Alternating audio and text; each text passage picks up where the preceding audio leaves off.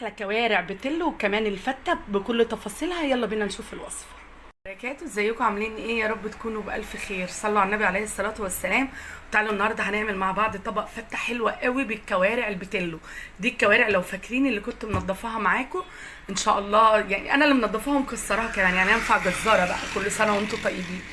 اول حاجه طبعا مسكناها نضفناها كويس قوي، غسلناها كويس قوي. انا الكوارع صغيره او كبيره لازم اعمل لها اللي بعمله، يعني اللي بعمله في الكوارع الكبيره اللي هي البتلو، زي اللي هي العجالي، زي اللي بعملها في الكوارع البتلو. تعالوا نشوف هنعمل ايه مع بعض. اول خطوه، اول مرحله معايا ميه مغليه وما فيهاش اي اضافات. الميه دي هتخلص منها فما بحطلهاش اي اضافات في المرحله دي. ليه بقى؟ انا باخد الكوارع غلوه واحده بس. خدوا بالكم البتلو بتستوي بسرعه، فيا دوبك غلوه. الغلوه دي انا بحس ان الشوربه كده بتطلع حلوه وشفافه وبتطلع نظيفه كده لما بعمل الحركه دي. في ناس يقعد يقول لك لا ده كميه الدسم والدهون والحاجات دي كلها بتخرج في الميه. لا، ما بتخرجش في الميه ولا حاجه. من غلوه واحده، غلوه واحده بس، بحس ان الميه ريحتها احلى بكتير. هخليها تغلي الاول ونشوف هنعمل ايه تاني. بصوا بقى، يا دوبك ابتدت الكوارع تقلب بالشكل ده. طبعا حد هيقولوا انت بتشيلي، طب ما بتشيلي الريم معاه. لا، انا باخدها شطفه كمان تحت الفلتر.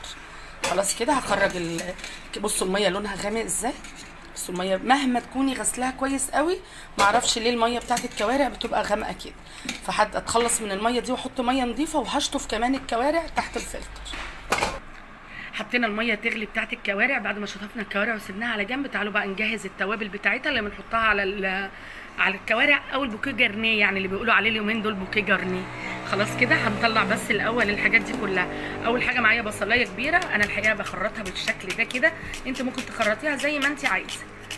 بعملها كده بتطلع حتت يعني مظبوطه صغيره، لان الكوارع مش هتاخد سوا، دي بتلو مش هتقعد كتير. بعد ما خرطنا البصله بالشكل ده بقى هسيبها في حالها كده واروح احطها على الكوارع. لا خالص، في حركه بقى بتخلي ريحه البصله تظهر وبتبقى تحفه تحفه بجد وبتفرق، غير ان احط كل حاجه لوحدها. بعد ما حطيت البصله بالشكل ده هديها بشره جوز الطيب اهي، حته جوز الطيب كده هنديها بشره صغيره مش كتير، يا دوبك بشره بسيطه كده اهو، حاجه بسيطه قوي. مش عايزين الشوربه ايه يعني تبقى تغمق مننا قوي، لان احنا لسه هنحط توابل كتير. وهنحط شويه فلفل اسود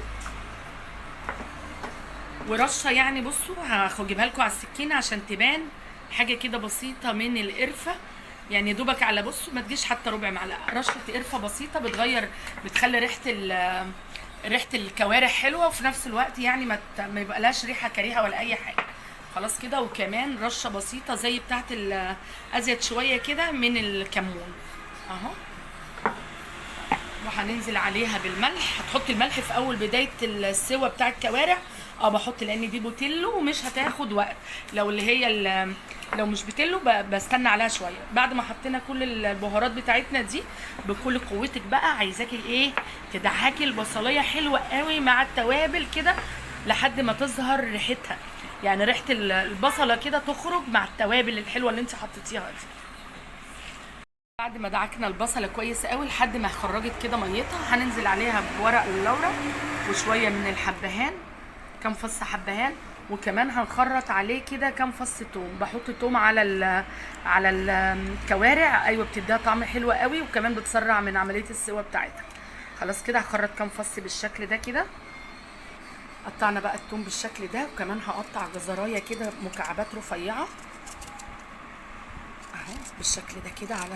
حلو قوي الجزر على فكره، كمان بيخلي طعم الشوربه كده فيها تسكيره حلوه كده. وكمان هنقطع طماطمتين مكعبات كده. انا ما بحبش اضربهم في الخلاط عشان ما يدونيش يعني ايه اكني عامله صلصه يعني، لا بحب كده يكونوا متقطعين مكعبات صغيره بالشكل ده. خلاص كده جهزنا كل حاجه هتنحط على الكوارع. تعالوا بقى نروح، زمان الميه غليت، نحط الكوارع بتاعتنا. بعد الميه بتاعتنا ما غليت هنزل بقى بالكوارع بتاعتنا اللي صفيناها من الميه اللي خدناها غلوه وكمان شطفناها. بصوا بقى الميه ما تعكرتش ازاي، نضيفه ازاي. هنزل بالكوارع كلها كده. بعد ما نزلت بالكوارع مش هستنى بقى الميه تغلي عشان انزل بالتوابل، لان احنا عاملين لها اصلا صدمه وكل الزفاره رايحه. خلاص كده يعني مش هنشيل ريم ولا حاجه. هنا بقى هروح نازله بقى بكل حاجه عملتها اهو بالشكل ده كده. هديها بس كده تقليبه، وبعد كده هسيبها يا دوبك تغلي. بعد ما تغلي هدي عليها النار خالص، مش عايزه الشوربه تتبخر وكل شويه ازود ميه، بتبقى طعم الشوربه مش احسن حاجه. اول ما تغلي هدي النار خالص وسيبيها بقى تستوي على نار هاديه. تعالوا نعمل الرز. انا بعمل الرز ازاي؟ بحط معلقه سمنه تسخن قوي، وبنزل على السمنه ديت بالميه والرز مع بعض. بس كده خلاص الرز خلص. بظبط بقى الملح بتاعه وخلاص على كده. حط الملح بتاعه بقى كده، ظبط له الملح. طيب الرز كده مش كنا قلبناه في السمنه الاول شويه؟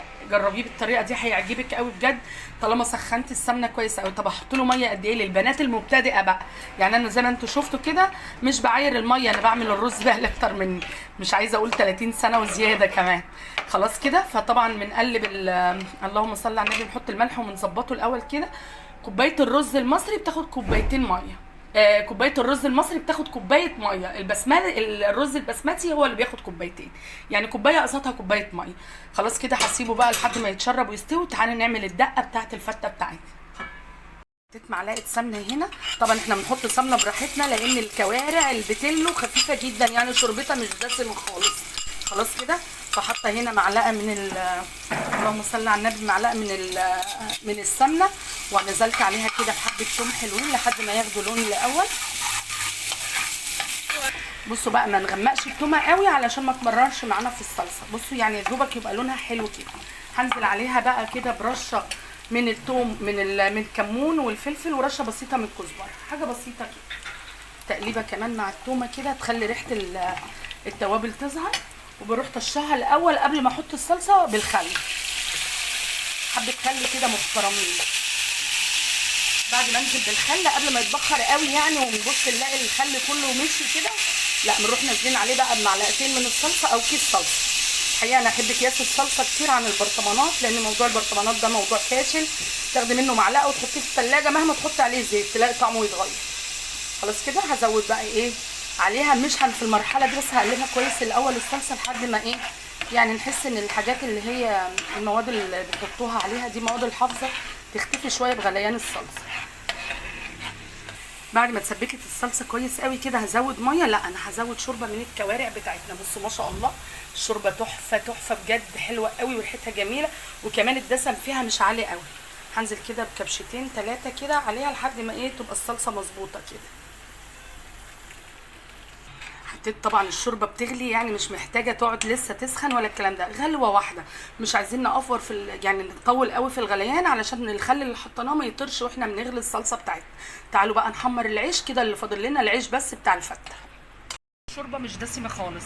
لو الشوربه بتاعتك دسمه والكوارع بتاعتك دسمه، بلاش المرحله اللي هنعدي بيها دي الاولانيه، ان احنا نجيب حته سمنه وندهن بيه العيش اللي هنحمصه كده. طبعا لو الكوارع بتاعتك دسمه زي ما اتفقنا ما تحطيش سمنه كده، هتفتحي رغيف العيش بالشكل ده وتحطيه تحت الشوايه ياخد لون. طبعا مش دسمه بقى وما فيهاش دهون كتير والكلام ده، يعني بعوص بس حاجه بسيطه قوي كده. بصوا حاجه بسيطه قوي من السمنه كده وبحطها تحت الشوايه. هروح احمرها وارجع بقى نشوف هنعمل ايه تاني. الشوايه اتحمرت بالشكل ده، حلوه قوي وبتدي طعم حلو قوي كمان للفته. هنجيب بقى الصينيه اللي هنعمل فيها الفته بتاعتنا. هكسر بقى العيش، بلاش نخليه حتت كبيره قوي عشان بيضايق وانت بتاكلي في الفته. يعني حلوه قوي الحجم اللي انا بعمله ده. بعد بقى ما قطعنا العيش بصوا حتت صغيره بالشكل ده عشان ما يضايقكوش وانتوا بتاكلوا. عايزين طعم الفته يبقى حلو كده وفيه توم من جوه. طبعا الصلصه اللي احنا مجهزينها عاملين حسابنا صلصه تنحط على الرز على وش الفته، وشويه كده نحطهم في نص الفته. هنزل كده بحوالي 3-4 معالق كده قبل ما احط الشوربه وقبل ما احط رز واي حاجه، علشان العيش ياخد من طعم الثوم والخل. هاخد بقى من الشوربه بتاعتي. بصوا طبعا اي طماطم جزر يعني نزل تحت في القاع، هروح حاطه منها كده على العيش بتاعنا نشبعه. يعني نحط شويه شوربه محترمين لحد ما تبص تلاقي كده يعني الشوربه غطت العيش. بعد ما حطينا بقى الشوربه لازم نحس كده ان العيش يعني شرب شويه من الشوربه كده، تشبع من الشوربه الاول قبل ما نحط اي اضافات. هي اللي بص كده يقول لك ايه ده الشوربه كتير، لا العيش هيشرب الشوربه دي كلها، لازم الشوربه تغطي العيش. خلاص كده. اول ما احس ان العيش يعني طري معانا حاجه بسيطه، اروح واخده كده معلقتين من الرز الابيض اللي احنا عاملينه مع بعض اهو، معلقتين بالشكل ده كده. خلاص. وهقلب ده كله. مش عايزه لما يجي ياكل يعني حد يجي ياكل فته يلاقي اللي تحت عيش بس، فهنقلب المعلقتين الرز دول مع العيش. بصوا كده بعد ما قلبناه بقى كويس قوي كده العيش مع الرز اللي حطيناه مع الصلصه بتاعه الفته. هنا بقى الدور اللي هنحط عليه ده مش هنقلبه، هنحط الرز بس كده اهو بالشكل ده كده. بصوا بقى كده بعد ما حطينا الرز هننزل بقى بالرشه الصلصه. احنا عندنا الحقيقه هنا جوزي وولادي بيحبوا الصلصه كتير، فانت ممكن تزودي تقللي براحتك. حلوه قوي كده. تعالوا بقى نحمر الكوارع بتاعتنا. حاطه بقى معلقه سمنه هنا وهنزل بيه الكوارع بتاعتي بعد السمنه ما تسخن. بعد ما خدت وش كده من الناحيه دي هنزل عليها بقى كده برشه ملح ورشه فلفل اسود. وكمان في تكايه كده براحتكم، عايزين تخلوها محمره زي ما هي كده تمام. في التكه دي كمان بتديها طعم حلو قوي. هنزل بس بايه حاجه بسيطه كده من الصلصه اللي احنا عملناها للفته، بتديها طعم حلو قوي بعد ما بتحمري.